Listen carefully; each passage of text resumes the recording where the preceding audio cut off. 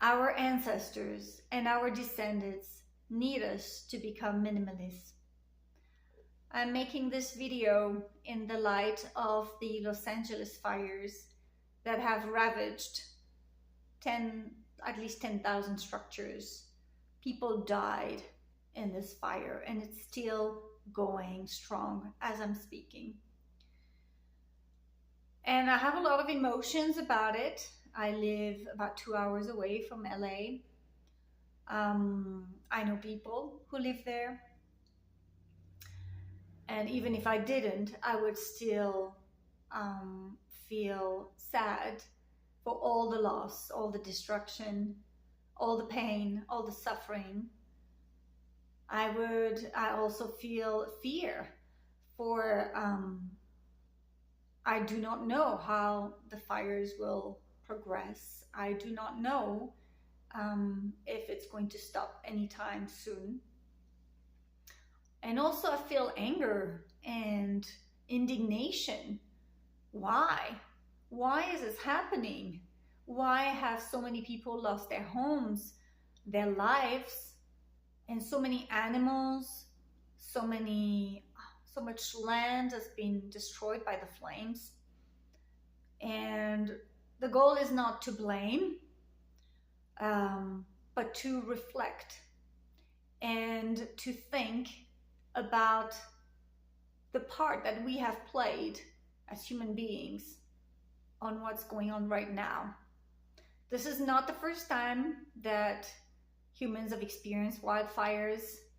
There have been some in recent years in Australia, ravaging ones, in Portugal, in Europe, in the US, many times.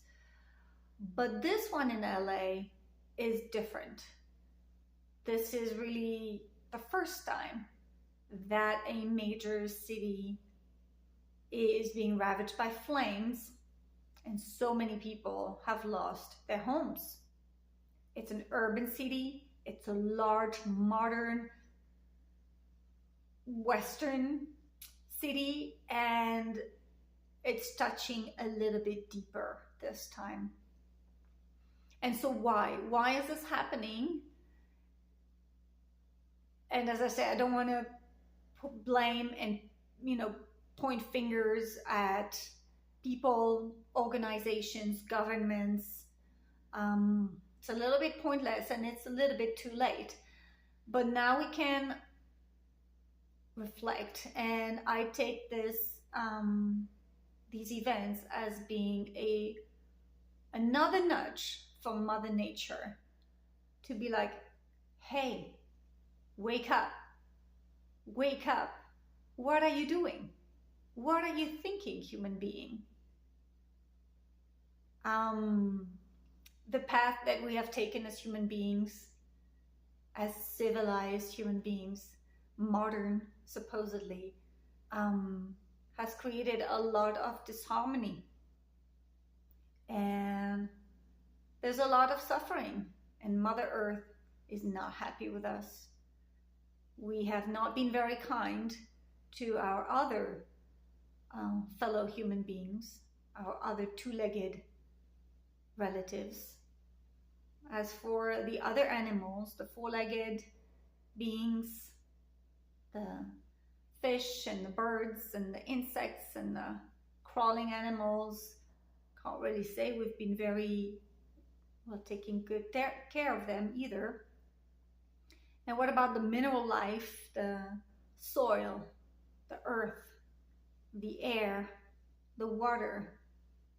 Have we taken good care of this gift that we have on this earth? And my descendants will be probably asking me, what have you been doing? And what were you thinking to leave me such a legacy? I can't drink water from the river. The air is polluted. The temperatures are rising.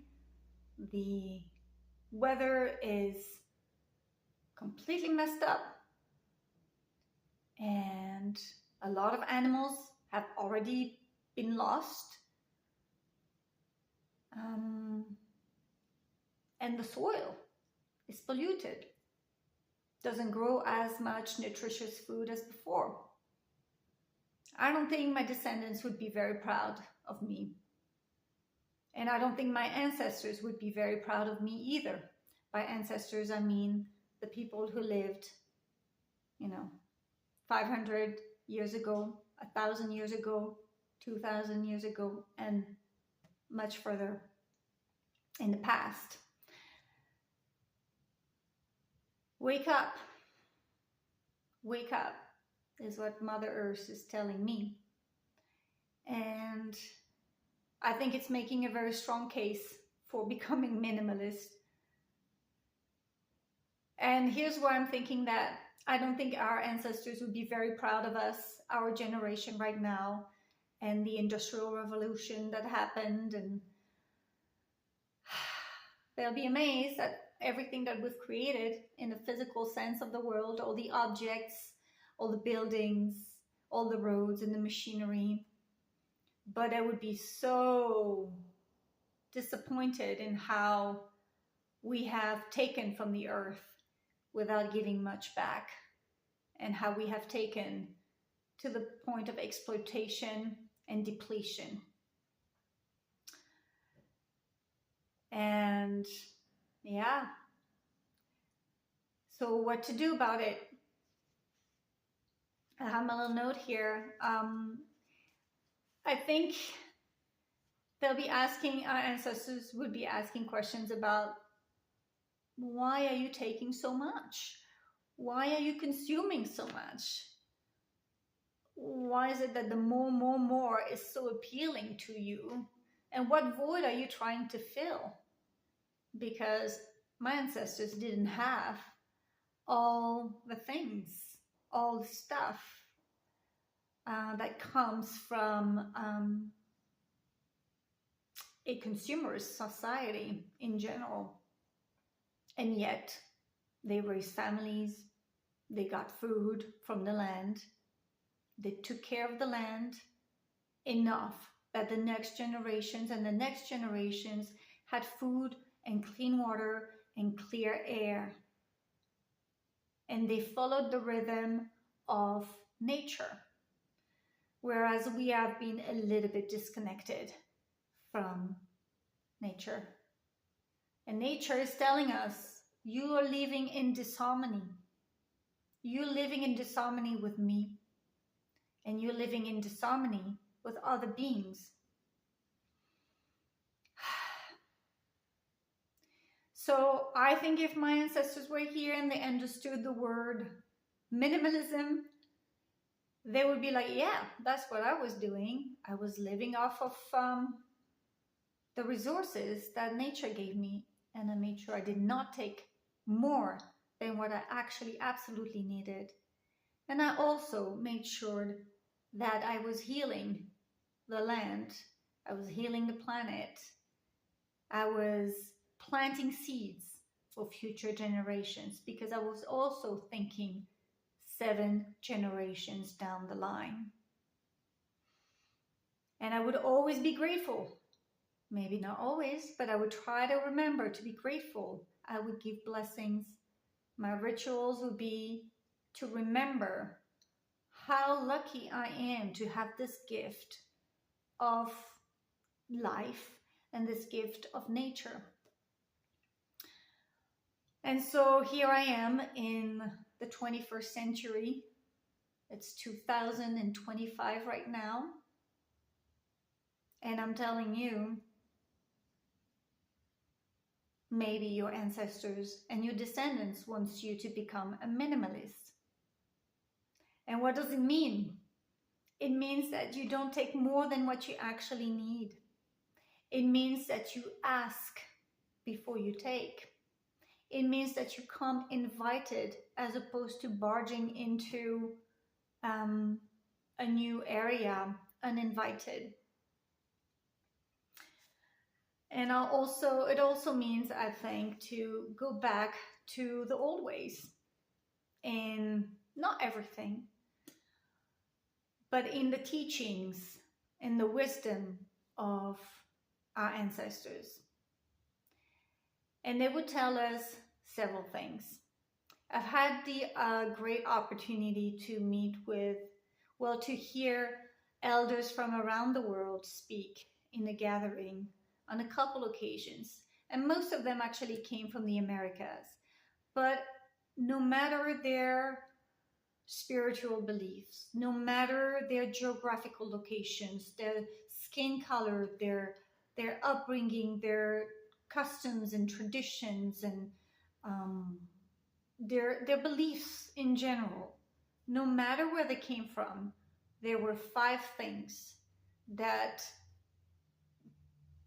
was very common, was like binding them or bounding them together. Sorry for my English. Number one, and they were all adamant about it, connect with nature. Without connection with nature, you live in disharmony. You cannot truly belong. You cannot truly live in flow. You cannot read the signs. You cannot even trust. It's really hard to be grounded when we are disconnected from nature. That was number one. Number two, or maybe number two is number one. Connect to spirit, whatever spirit means to you. Connect to spirit and you belong. Connect to spirit and you know what's right and what's wrong. Connect to spirit and you know how much is enough. Connect to spirit and you feel love at a level that cannot be matched by things and objects. Number three, we are all one. We are all intertwined in a web that is sometimes visible, sometimes invisible.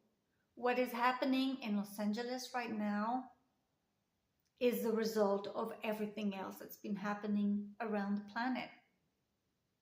It is not a fluke. It is not coincidence. It is the result of other moving parts, because what I do impacts so many beings. If I throw a piece of plastic, if I consume even a piece of plastic and I throw it away, it's going to impact the soil, it's going to impact the air, it's going to impact the water, it's going to impact my descendants, my children. It's impacting the animals who end up eating it sometimes or get trapped in it. My one little piece of packaged plastic has a consequence. And so you multiply this by all the actions that you take, that I take, and all the people on the planet, and then you have a big snowball effect. That's just one example. Same thing with an act of kindness. No doubt that there are a lot of people sending prayers, sending food, sheltering and helping people who are evacuating the LA fires. There's so much goodness and so much kindness and so much love being shared in times of crisis like that. And that also has a rippling effect with consequences that we may not know of ever directly. So we can't underestimate how much we have an impact. We are very, very small on this planet and insignificant, and at the same time we are very huge. So let's get comfortable with this apparent contradiction, but we are all one. My life and my decision impacts everyone and everything on this earth. And so I receive the impact from other beings on this earth as well. In a way, we are all relatives, and that's what Native Americans and a lot of other indigenous elders told us. We are brothers and sisters, aunties, uncles, mothers and fathers and grandparents as well. We are mostly brothers and sisters. Number 4, love and joy. That's what binds us all. Love and joy. Love for yourself and connect at the heart level. If we ask ourselves, do I need this? What is the impact of me making that decision? What will it have on my health or the health of other people or other beings?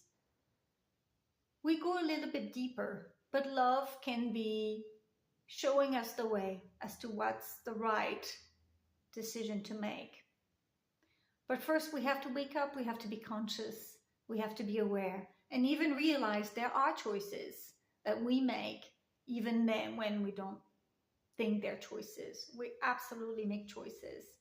And one choice we could be making is to consume less in general, to buy less, to manufacture less, to eat less, just to be a bit more conscious and a bit more kind and loving to ourselves and to our planet.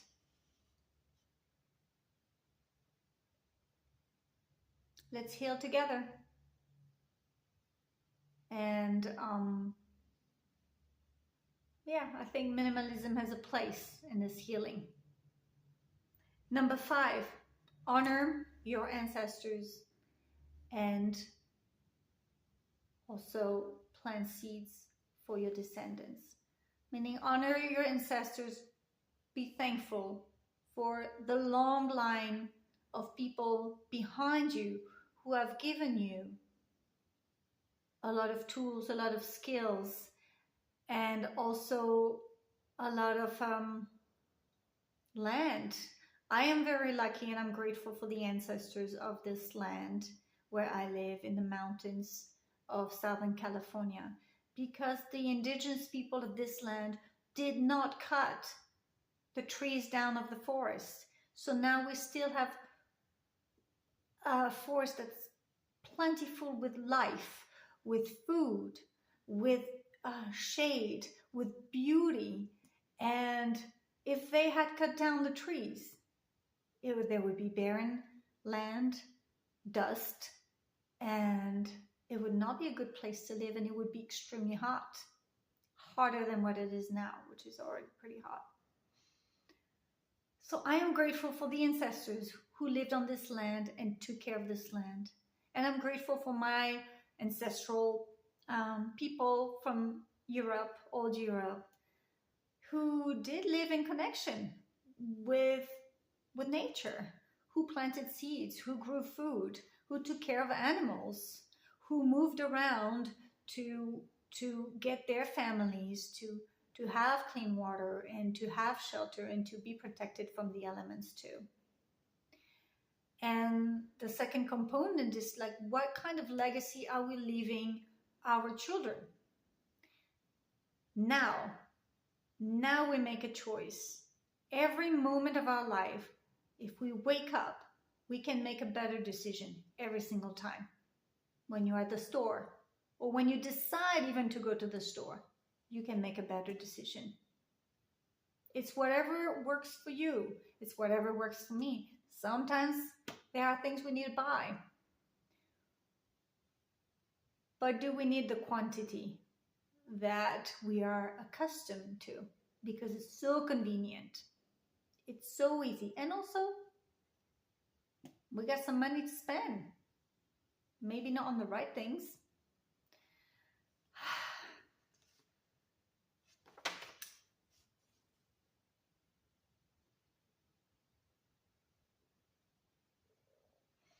More is not better. Quality is better. Relationships are better. Taking care of each other is better. Taking care of the land, nourishing it, giving it back what it needs. If it needs trees, if it needs seeds, if it needs grass, if it needs native bushes. And I'm thinking of LA, and they might be in need of a lot of prayers right now, a lot of kindness, and a lot of help to rebuild, but not to just to rebuild the old ways, but to rebuild afresh in harmony with Mother Earth.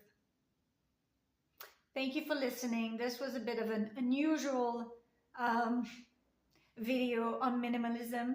Usually I talk about decluttering and making your space cuter and more serene, but this time I think it connects a little bit more deeper to what's happening close to home.